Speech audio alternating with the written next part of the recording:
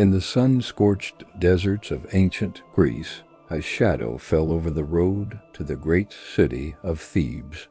This wasn't the shadow of a cloud or a mountain, but of a creature of legend, a being that haunted the dreams of travelers and heroes alike. This was the Sphinx, a creature of chilling beauty and terrifying power, with the muscular body of a lion, the majestic wings of an eagle, and the enigmatic face of a human woman. She didn't guard a treasure of gold or jewels. Her treasure was knowledge, and her weapon was a single, devastating question. Perched on a high rock overlooking the dusty path, she was the ultimate gatekeeper. All who wished to enter Thebes had to face her, and to face her was to face her riddle. For years, brave warriors, clever merchants, and hopeful pilgrims had tried to pass. One by one, they approached the Sphinx, their hearts pounding in their chests. And one by one, she would pose her famous riddle.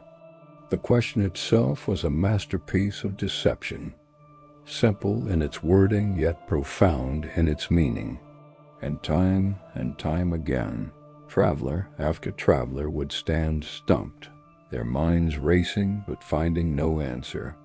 The silence that followed their failure was heavy and final, as the Sphinx, her riddle unanswered, claimed another victim.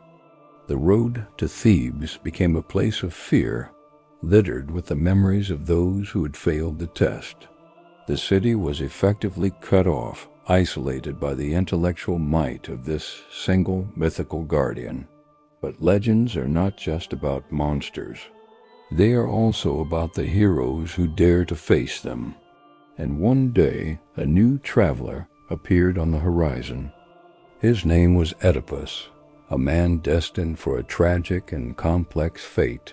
But on this day, he was simply a hero on a journey. He walked with a determined stride, his eyes fixed on the creature blocking his path. He had heard the stories, the whispers of the Sphinx's deadly game, but fear did not rule him.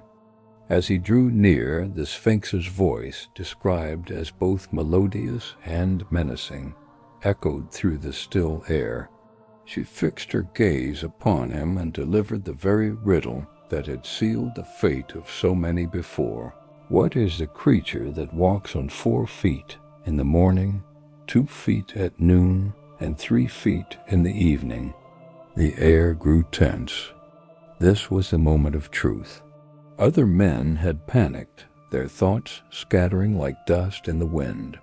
But Oedipus stood his ground, his mind calm and focused. He didn't see a monster. He saw a puzzle.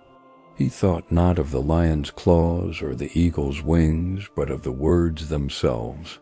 Morning, noon, evening. He realized the riddle wasn't about a single day, but about the span of a lifetime. A slow smile crept across Oedipus's face. He looked directly at the Sphinx and gave his answer, his voice clear and confident. "The answer is man," he explained.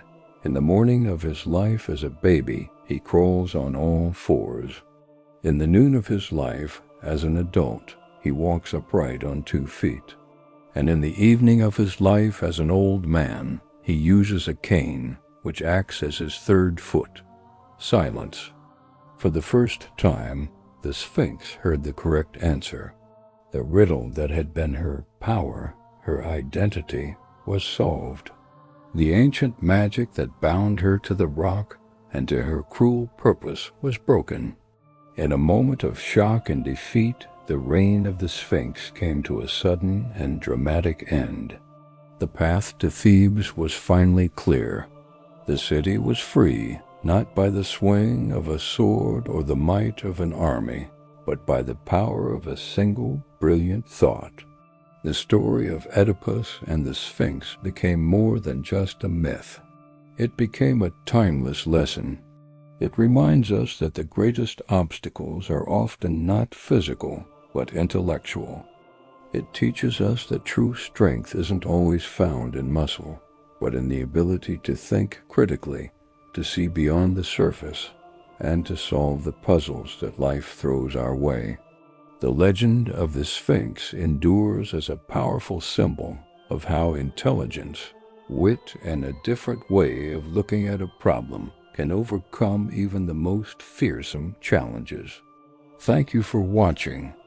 If you enjoyed this journey into mythology, don't forget to like this video and subscribe for more stories from the ancient world. See you next time.